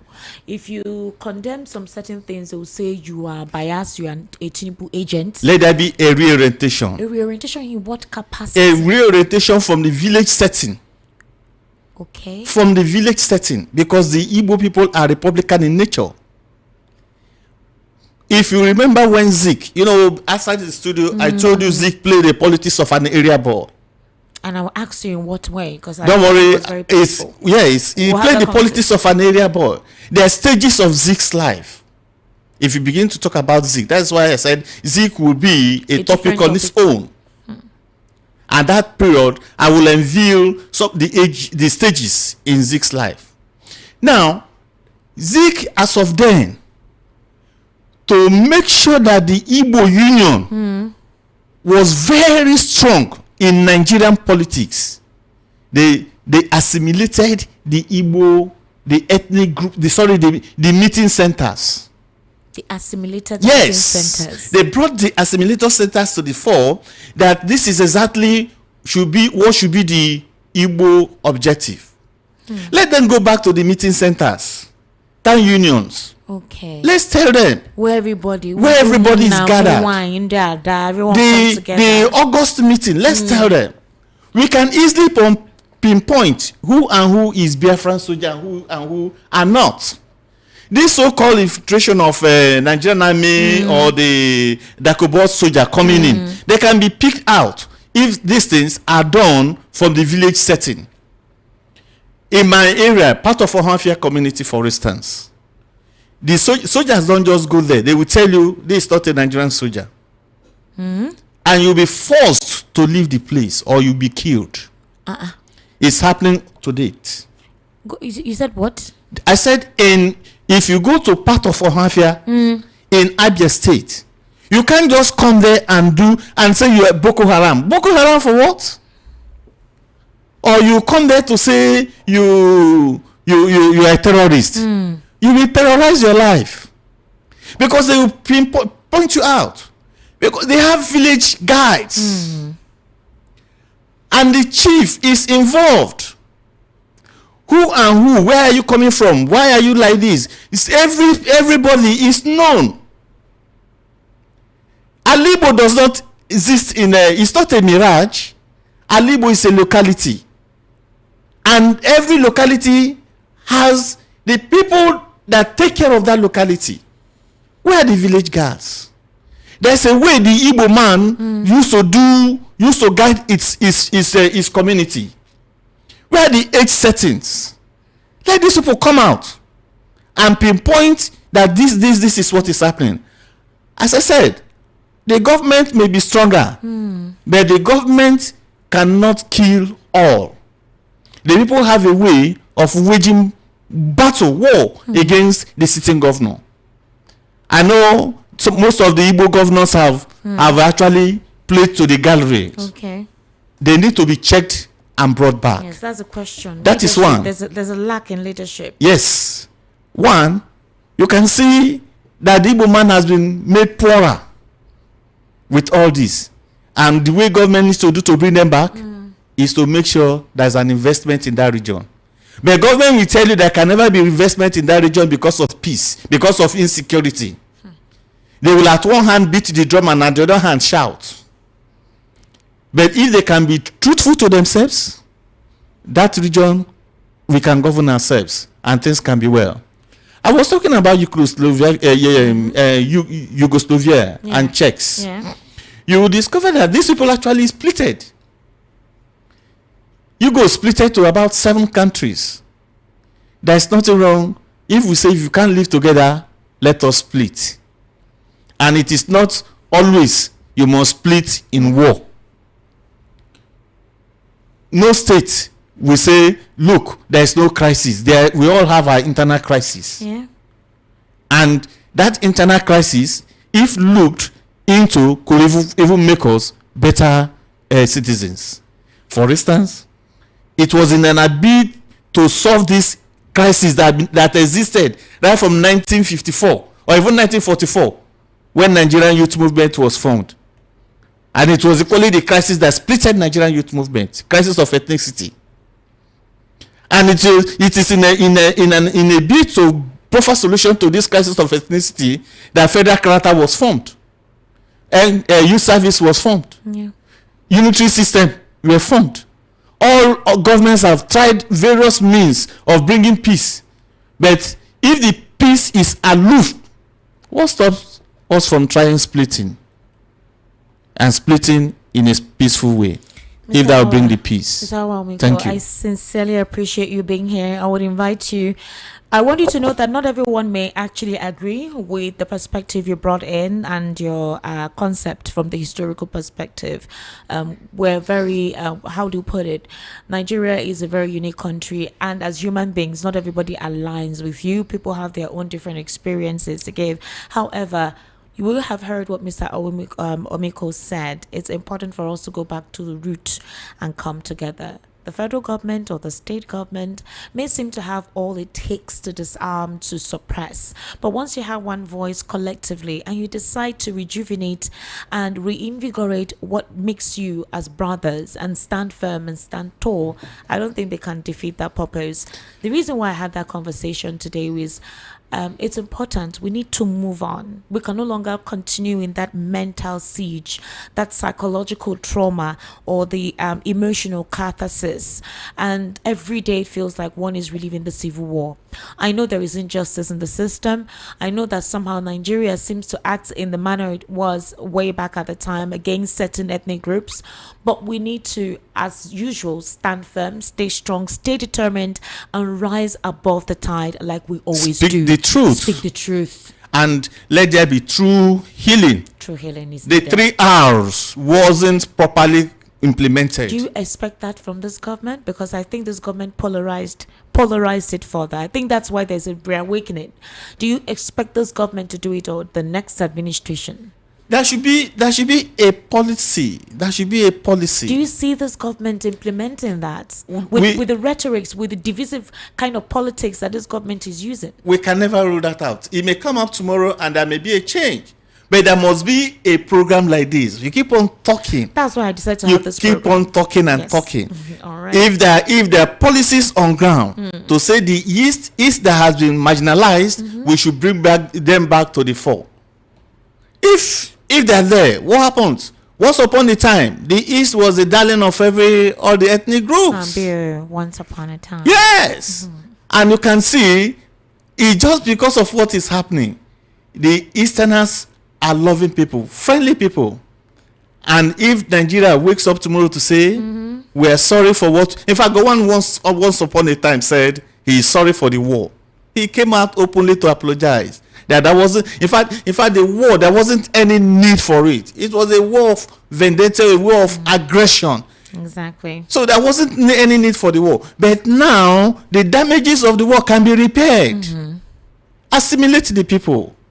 Just like someone pointed out, that was another state in Ondo. I think he said Ondo and Oyo. Yes. Which is not so popular as just like Lagos. Yes. That means there are states trying to implement a true federal character by bringing in people that are not of their state indigene. I hope these people are not just mere professionals, because some people will only engage professionals and will leave others. No matter what you do, you're your own. But however, there must be a beginning, and if this is done, I hope we will have a true Nigerian. Hopefully. That's basically why we're having this conversation. I want to have a true Nigerian. My husband can come from anywhere. So for now, this Nigeria that we have, we don't have money to leave this country and go somewhere else to reside like some people do. So why don't we make this place comfortable and habitable for us? We will continue to call the government if we feel isolated and marginalized. We are Nigerians. We deserve to be recognized. We deserve to have our own quota. We're also part of the system. We have natural resources in our communities, and so we cannot be isolated and treated as non-Nigerians in our own home country, in our ancestral lands, just because of something that happened years ago. My name is Esther Machiku. We've come to wrap on the evening rush today. I'll see you tomorrow. Do have yourselves a wonderful evening. I sincerely apologize if I couldn't take all your messages and all your calls. All right, Mr. Awamiko, thank you so much for coming. Today was quite tumultuous, but thank God that you made it, and I really appreciate you being here. Thank you. All right, good night. Good night.